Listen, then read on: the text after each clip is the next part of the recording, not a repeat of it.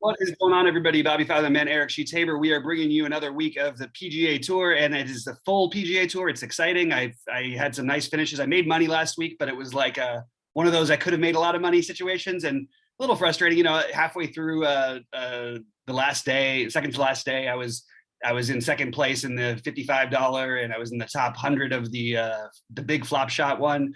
And then I just had guys go in the wrong direction, you know, because Iyer was great for me overall, but terrible for me after the weekend. So I'm ready to get back after it. I actually really am enjoying the golf because it's not that I know less about the sport in general, but I feel like I'm doing a sheets. I'm bringing in the information and I'm pretty good at, you know, I may not be as good as you, but I'm pretty good at information aggregation. So I feel like I've been doing pretty well with it. So I've done some studying today. What are your sort of overall thoughts on this? And then we'll jump into our favorite plays and tiers. Yeah, and I did all right last week. I cashed in in the bigger one over there. The one thing I got right, and again, I'm not always right about this, you know, whatever, but I'm pretty confident in this whole idea is that I really thought that Cam Smith coming off the -33 right back in 1 week was going to regress. I didn't think he missed the cut, right. But that, man, people are not data points, man. I mean, like, it's tough to come back off of a situation like that and expect to ramp it all up again. So it's just something to consider. So it looks like not everybody's back, but we got some top dudes back. And we got a full field and some names I haven't seen in a while. And I got a couple of hoodoos for you. All right. And we'll just see how it goes. So I'll share my screen and we'll get started with Mr. Rahm, right? So we get John Rahm is back for more, and Cantley is in. So I guess we'll do it tier by tier. I actually do like both of the. I like two guys more than the others, more than the other two. I do like Rahm and Cantley more than Scheffler and Finau, and I actually do like Rahm a decent amount more, at least for now, than Kemp. So I would say that I would try to get Rahm in. You don't have to, but I do think it would be nice to be able to play him. As we get to, there are guys you can play that will make that possible. And I would much prefer to play Rahm than Cantlay. And I think Scheffler's fine. I think Finau's fine, but I think I like other ranges maybe a little better. Yeah, you said it exactly how I feel, but the difference, I think Rahm will be in more than half my tournament. I'm just going to keep doing this. And I'm not saying it's the right way to play, but if a guy who I think is, you know, pretty much proven when he's healthy, and by the way, would have been would have won the FedEx thing and everything last year had he not had the, when he was leading by 1 million and they had to COVID scratch him. I just think he's the best golfer in the world. And so when everybody else is in the same price range, basically at any course, and they're getting similar ownership, I'm just always going to side with Rahm for right now. And honestly, the last tournament we talked about him, he was significantly lower owned than the guys in his price tier. This will not be one of those weeks. He will be very popular. I like Rahm. I think that the only time I like to play Tony Finau is when he's low owned, but I don't like to play him as my most expensive golfer. And to squeeze him and Rahm in doesn't feel quite right with Cantlay right there and Scheffler, who I like better. But he is going to be significantly lower owned than the rest. And I think Scheffler will be pretty low owned as well. But I prefer this next tier a little better than that other one. So I am with you. And I do like Cantlay for what it's worth as well. If we can get a couple of the weird hoodoos at the bottom, maybe you could even try to play lineups with those two. I do really, really like both of them, especially Rahm. So I am extremely not on tilt. I mean, listen, I'm not as young as I used to be. I still think my brain is really, really sharp. Okay, I really do.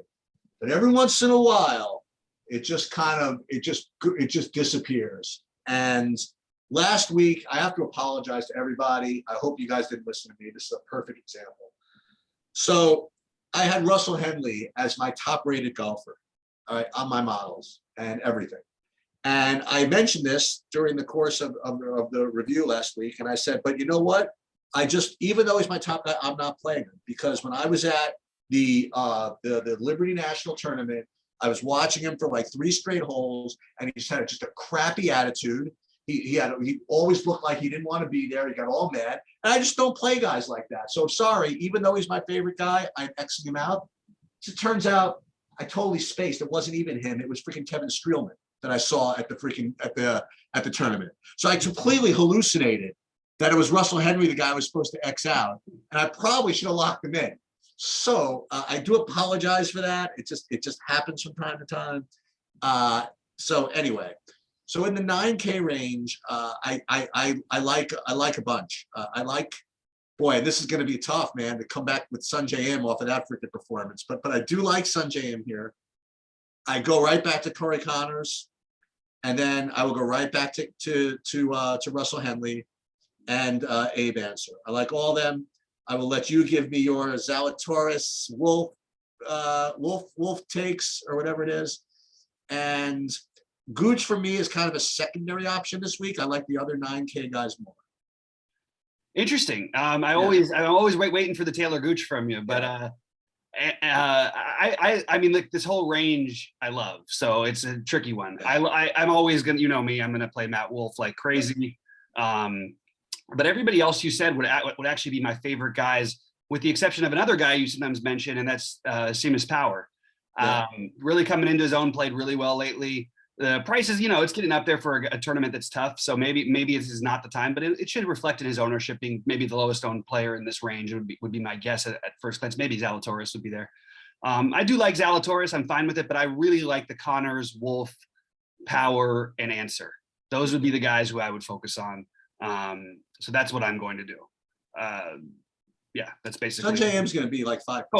And Sungjae. I'm sorry. No. I actually think Sungjae is going to get ownership. Oh, he is. Life ain't so easy, huh? Okay. I don't think it'll be that much though. I think had he played well last week and even finished like top 20 or something, let's say he's top 20 last week, I think you would see him at like 25, 30%. I think he's going to be like 10 to 15%. Okay. Just based on what I've seen and what I've read so far. But I like Sungjae as well. So I forgot to mention that name, but I like the Answer call, and Connors and Wolf will be staples for my lineups. In the 8K range, we get to a guy, I finally got him right. He finally performed, was Charles Howell III last week. Hey, he got there. Yeah, he did. Right. I've been playing him for a long time, and he finally did nicely. But my favorite, I have 1, 2, 3, 4. I have 4 guys in the 8K range that I like. Now, I always have to double check and see how many I don't like then. Okay. Oh, good. Okay. I don't want to give out the whole range. So the 4 guys I like, at the top of the list, dad joke number 1, is Luke List. He's my top 8K guy. And then after that is a guy who not yet, but I do like Patrick Reed at 8,800. Mm-hmm. I like Howell again at 8K. And then a guy I literally have never gotten right, but Jonathan Vegas at 8,100. So those are my 4 8K guys. Leaving a lot of 8K, bunch of 8K guys kind of unaccounted for there. I mean, I wonder if you like any of them. I think that, so I really like Bezuidenhout. They did raise his price up a little bit here. He was really good for me this last week, although he scared the hell out of me on day 2 when he was like 5 over through the first 7, and then he just goes nuts on the back 9 and played really well the rest of the weekend. I like Patrick Reed. I don't usually play Patrick Reed that much. I had some interest in Tringale, but the fact that you didn't mention him has me a little bit off of him.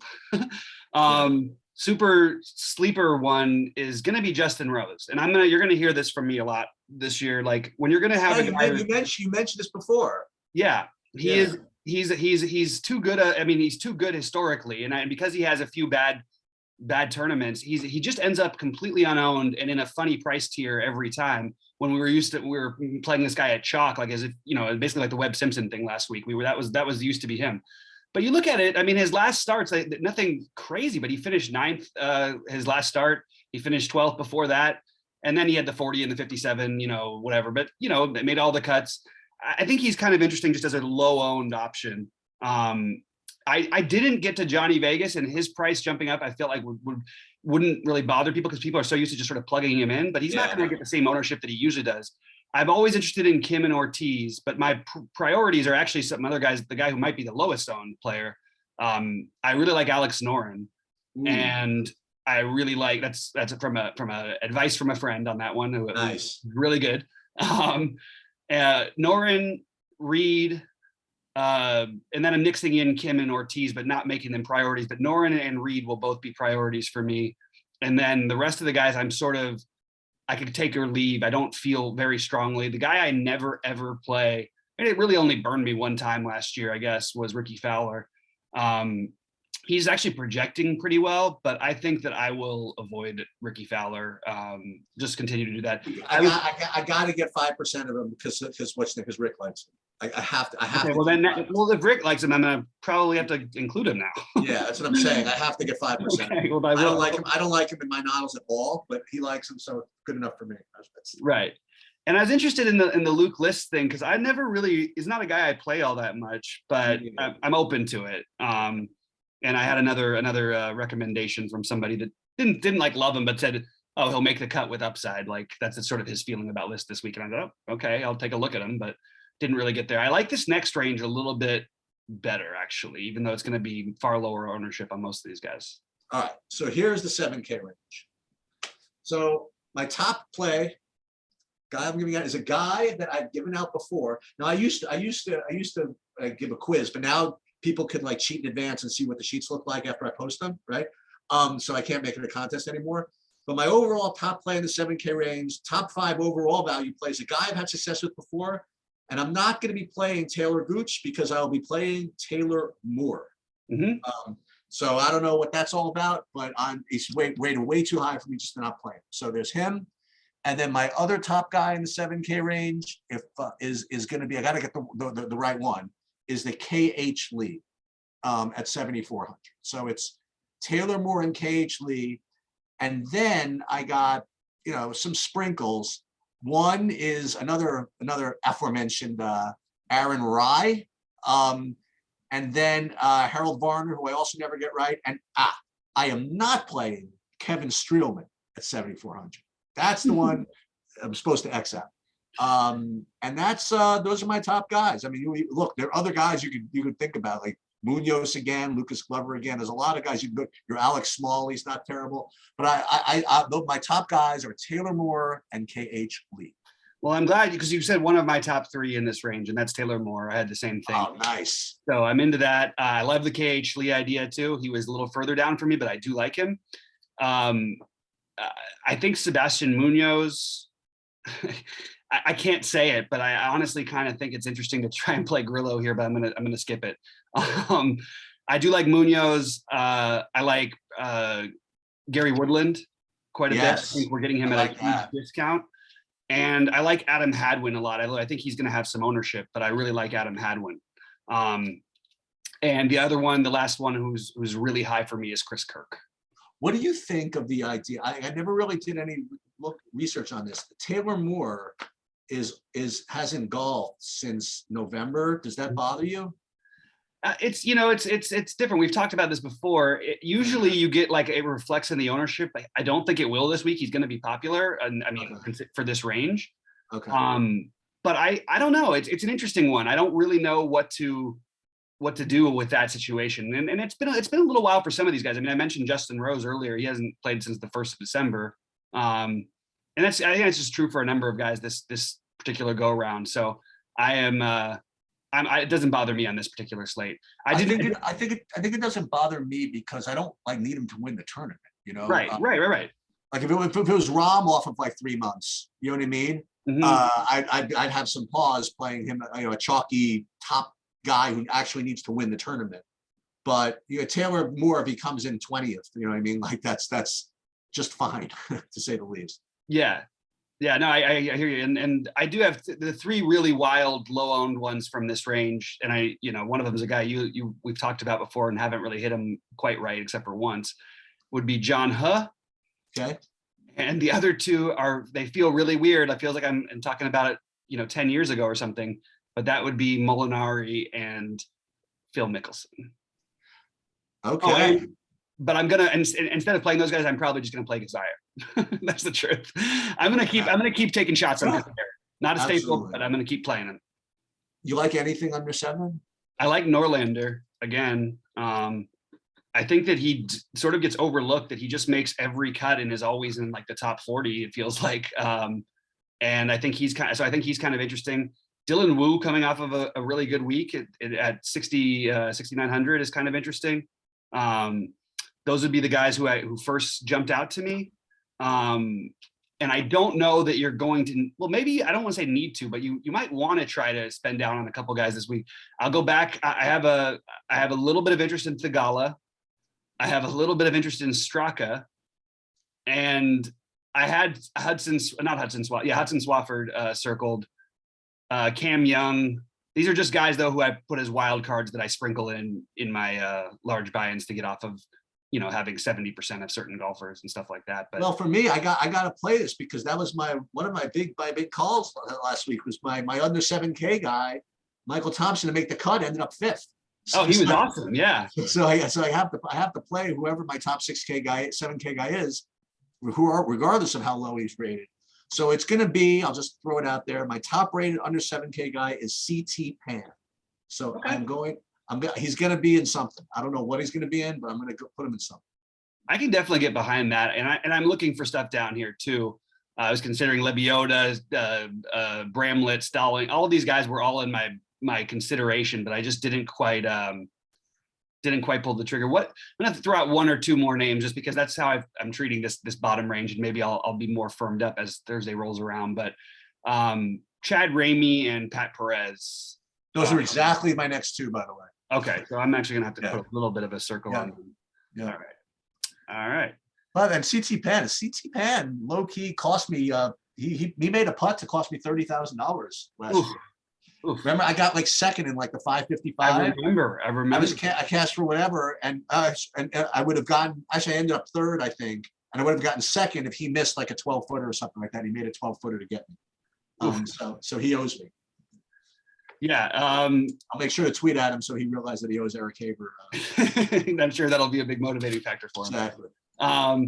All right, well, let's go through and talk about our specific favorite. Yeah, all right. By the way, it is funny because yesterday, last time I did like Henley, and I included him because I had enough low-owned guys. I felt like but it's interesting that most of my lineups, I mean, the ones I cashed and I did exactly what I said in my one big buy-in. I didn't play anybody over 10K. I had played Corey Connors and I played Seamus Power, who you talked about.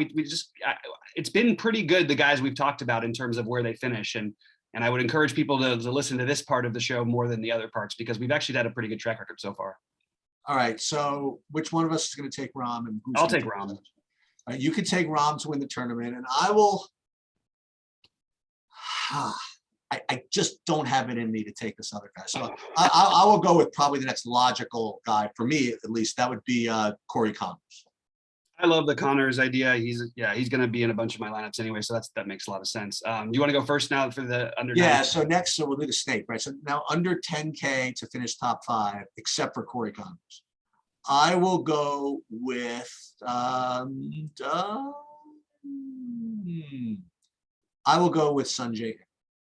Love it. I am going to go with Matt Wolf. Excellent. And we can move on down to the 8K range. 8K range for top 10, right? Top 10. Yeah, you like the range a little better, so I'll let you go first. I will against my better judgment. No, I will go with I can't do it. So I'm gonna go Patrick Reed. Yeah, I agree with the Patrick Reed thing. That's who I would have taken, but I will take Alex Noren. Oh, that's really I couldn't do Luke List. I was going to, I just couldn't do it. So I went Patrick Reed. Okay, so now under 8K for a top 20. Okay. I want to say one guy, but I'm going to say the other. I like Chris Kirk. It was between Kirk and Hadwin for me. Okay. And I will go with Taylor Moore. Oh, good one. I just was looking. And then which of these other 7K no-shotters you have to make the cut? Okay, so I'm going to just say Norlander because I think it's the safest to just make the cut. And just to, I'm afraid to say another guy because if I say him, then we have to play him. But I don't think you'll mind playing him. So I'm going to throw another one into the mix because I don't think you'll mind playing him. And I will go with Rory Sabatini. Oh, okay. I like that actually. I actually will play him a little bit. I know, because I figured you wouldn't mind playing him. You know what I mean? So I figured I could say that one. That's a good one. All right, so that's pretty much our thing. So we've got, okay, I'm just going through like the guys who I've got as, my main pool will be Patrick Reed. I didn't mention him much during the show, but I will play Russell Henley some. Cantlay, those are the bottom end of it. bottom end of the guys. I'm Perez or Ramey, CT Pan, as you mentioned. But the main guys are Connors, Wolf, Rahm, Noren, Norlander, Woodland, Sabatini. Sabatini's just the guy you mentioned. That's why I just put him. Sorry, he's in my wrong list. And then I'm going to play some Justin Rose this week.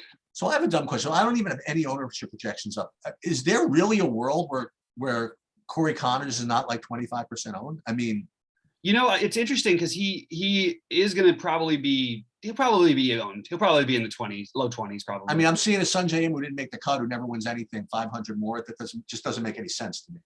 Yeah, it's a little weird for sure. And the weird part is that the current ownership that I'm looking at least has them pretty similarly. Is that right?